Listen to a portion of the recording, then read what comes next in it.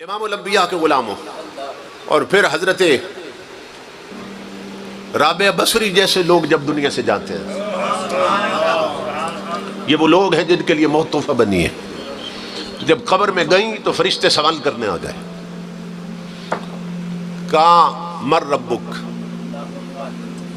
رابعہ سے پوچھ رہے ہیں تیرا رب کون ہے؟ مر ربک، آپ جلال میں آ گئے۔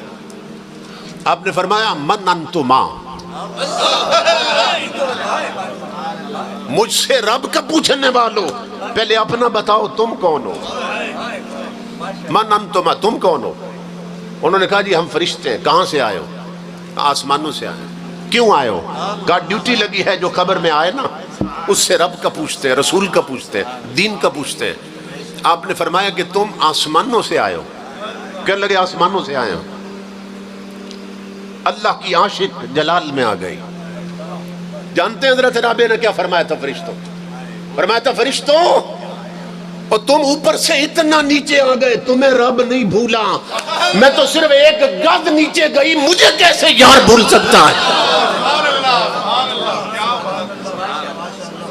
میں تو صرف ایک گز نیچے آئی ہوں، مجھے یار بھول گیا۔ کیا میری یاری اتنی کمزور سمجھی تم نے؟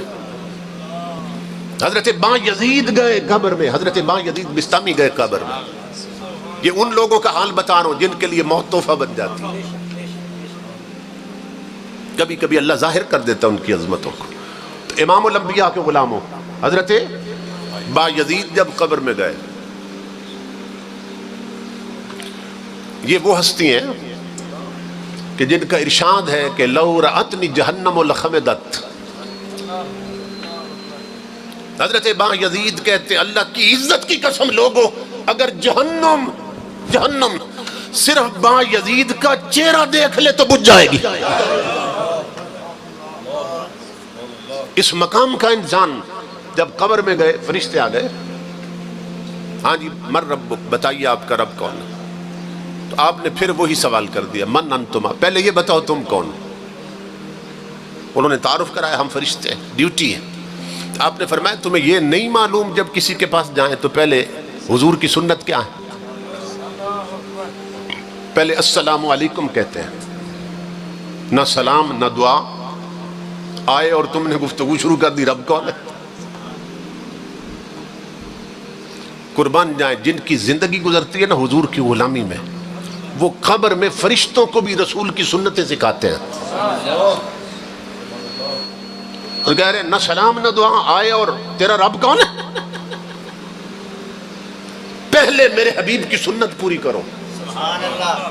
وہ قبر سے نکلے اور کہا السلام علیکم، فرمایا وعلیکم، اب آ جاؤ۔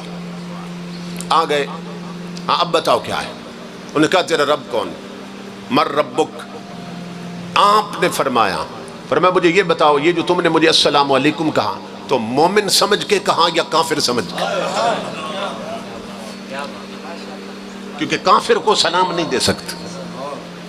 ہمارے حکمران تو کافروں کو جبھے مارتے ہیں تو کافروں کو سلام نہیں دے سکتے، السلام علیکم نہیں کہہ سکتے۔ تو مجھے سلام کیا سمجھ کے کہا تم نے؟ مومن سمجھا یا کافر؟ انہوں نے کہا جی مومن سمجھا۔ فرمایا پھر مومن سے پوچھتے ہو تیرا رب کون ہے؟ جو اسے مان کر ہی تو مومن بنا ہے، مومن سے پوچھتے ہو رب کون ہے؟ اچھا فرشتوں یہ بتاؤ، اگر میں کہہ دوں میرا رب اللہ ہے اور تم پلٹ کے جاؤ اور اللہ کہہ دے با یزید میرا بندہ نہیں ہے، تو میری مانو گے یا اس کی مانو گے؟ فرشتے کہنے لگے اس کی مانیں گے۔ پھر تو اس کی مانیں گے۔ آپ جلال میں آ گئے، فرمایا سنو جب اس کی ہی ماننی تھی تو پھر اتنا لمبا سفر کرنے کی ضرورت کیا تھی؟ وہیں اسی سے پوچھ لینا تھا با یزید تیرا بندہ ہے کہ نہیں ہے۔ ایک فرشتہ دوسرے سے کہنے لگا یار یہ کون آیا بابا؟ ہم اس پہ سوال کرتے ہیں، یہ ہم پہ کر دیتا، یہ کون ہے؟ اس وقت میرے رب کی آواز ثم ینادی مناد من السماء، اس وقت میرے رب کی آواز فرشتوں آپس میں نہ پوچھو یہ کون ہے، مجھ سے پوچھو یہ کون آیا ہے، مجھ سے پوچھو یہ کون آیا ہے۔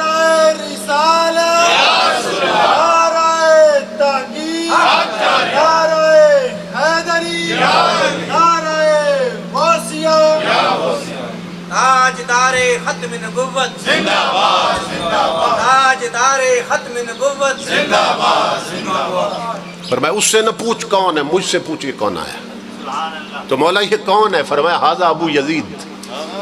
اللہ تعارف کروا رہا ہے، یہ کون ہے؟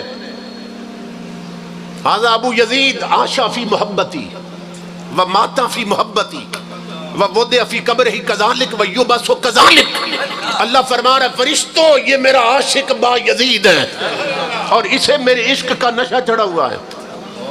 اسی مستی میں یہ جیا، اسی مستی میں مرا، اسی مستی میں قبر میں اترا اور پلٹا۔ فرشتوں مجھے اپنی عزت کی قسم یہ قیامت کو بھی اٹھے گا تو میرے عشق کے نشے میں اٹھے گا۔ یہ وہ لوگ ہیں جن کے لیے موت تحفہ بن جاتی ہے۔ سیدنا فاروق اعظم نے، سیدنا فاروق اعظم جو کون ہیں؟ امام الانبیاء کے غلام، مراد رسول بھی ہیں، داماد بطول بھی ہیں۔ وہ فاروق اعظم حضور سے پوچھنے لگے میرے آقا مجھے بتائیے جب میں قبر میں جاؤں گا تو کیا میری عقل، میرا شعور اسی طرح قائم ہوگا جس طرح میں دنیا میں ہوں؟ جس طرح اس وقت آپ کے سامنے موجود ہوں اور میری عقل اور شعور کام کر رہا ہے تو کیا قبر میں بھی اسی طرح کرے گا؟ امام الانبیاء نے فرمایا اسی طرح کرے گا۔ تو فاروق اعظم کے لفظ تھے جس کا معنی تھا آقا اللہ کی عزت کی قسم پھر ان سے میں خود نمٹ لوں گا،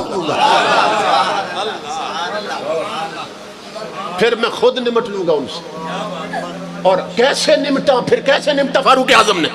فرشتے آئے فاروق اعظم کے پاس، کہا تیرا رب کون ہے؟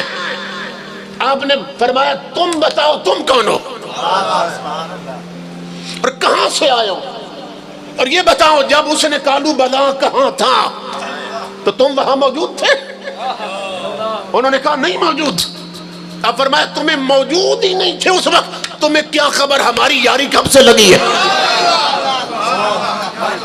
ایک فرشتہ دوسرے سے کہنے لگا، اب فرشتے نے کیا کہا؟ اس نے کہا یار یہ عجیب بندہ ہے، وہ ہم نے اس کا امتحان لینا ہے یا اس نے ہمارا لینا ہے؟ یہ وہ لوگ ہیں جن کے لیے موت تحفہ بن جاتی ہے،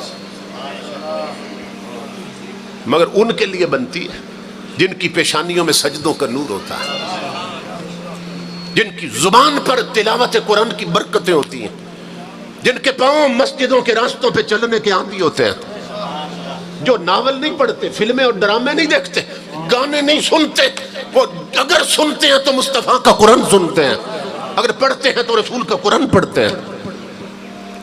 ان کے گھروں پہ دو ڈشیں نہیں ہوتی، ان کے گھروں میں کیبل کے کنیکشن نہیں ہوتے، ان کی جوان بچیوں کے ہاتھ میں ٹچ موبائل نہیں ہوتے، ان کی بہو بیٹیاں بن سمر کر میک اپ کر کے بازاروں میں نہیں پھر رہی ہوتی، شادیوں پر ان کے گھروں میں ڈھولک نہیں بجتی ہے، ان کے گھروں میں مصطفیٰ کا ذکر ہوتا ہے، ان کے جوانوں کی جیب میں تاش کے پتے نہیں سورہ یاسین ہوتی ہے، ان کی بیٹیوں کے ہاتھ میں رومانٹک ناول نہیں سیرت فاطمہ کی کتابیں ہوتی ہیں، ان کے لیے موت تحفہ بنتی ہے۔